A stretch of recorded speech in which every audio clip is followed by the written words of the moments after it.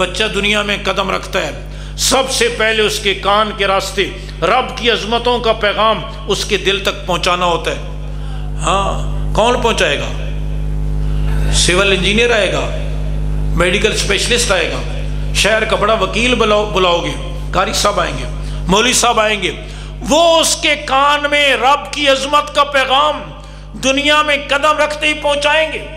پھر زندگی بھر جائز ناجائز حلال حرام کی تمیز کے لیے قدم قدم پہ مولوی کی ضرورت ہے۔ آخری وقت میں ہسپتال والوں نے کہہ دیا لے جاؤ بزرگوں نے گھر، اب مریض کو دوا کی نہیں دعا کی ضرورت ہے، کہتے ہیں یا نہیں کہتے؟ پھر قاری صاحب کی کنڈی کھڑکائی، قاری صاحب سورہ یاسین پڑھے ہو، بزرگوں کی طبیعت ٹھیک نہیں، قاری صاحب نے بڑے خلوص سے سورہ یاسین پڑھی اور بزرگوں کی روح پرواز کر دی۔ اب روح نکل جانے کے بعد دنیا کے کسی طبقے اور شعبے کی ضرورت نہیں، ڈاکٹر انجینئر سائنسدان کی ضرورت نہیں، لیکن مولوی کی اب بھی تجھے ضرورت ہے۔ روح نکلنے کے بعد بھی غسل کیسے دینا ہے، جنازہ کیسے پڑھنا ہے، مسنون کفن کیسے ہونا چاہیے، قبر کیسے بنانی چاہیے، دیگر اور کیا احکامات ہیں، روح نکل جانے کے بعد بھی تجھے مولوی کی ضرورت۔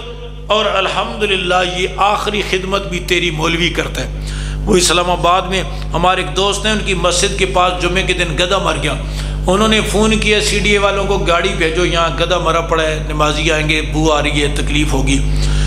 وہاں ایک مسخرہ بیٹھا تھا، اس نے کہا آپ کون بول رہے ہیں؟ انہوں نے کہا میں مسجد کا امام خطیب بول رہا ہوں۔ تو کہنے لگا یہ غسل کفن دفن تو آپ لوگوں کا ہی کام ہے۔ انہوں نے کہا کام تو ہمارا ہی ہے لیکن رشتہ داروں کو بھی تو اطلاع کرنی ہوتی ہے نا، یہ میں نے ٹیلی فون اس لیے کیا ہے کہ اطلاع ہو جائے کہ ایک رشتہ دار یہاں مرا پڑا ہے۔ تو یہ روح نکلنے کے بعد تیری آخری خدمت بھی یہ مولوی کرتا ہے، بلکہ میں کہتا ہوں دفن کے بعد رشتہ دار مٹی ڈالیں گے، قبر پر چھڑکاؤ کریں گے، پھول ڈال دیں گے، رشتہ داروں کا کام ختم۔ اس کے بعد بھی تیری قبر کے سرہانے کھڑے ہو کر قرآن پڑھتا ہے تو مولوی پڑھتا ہے۔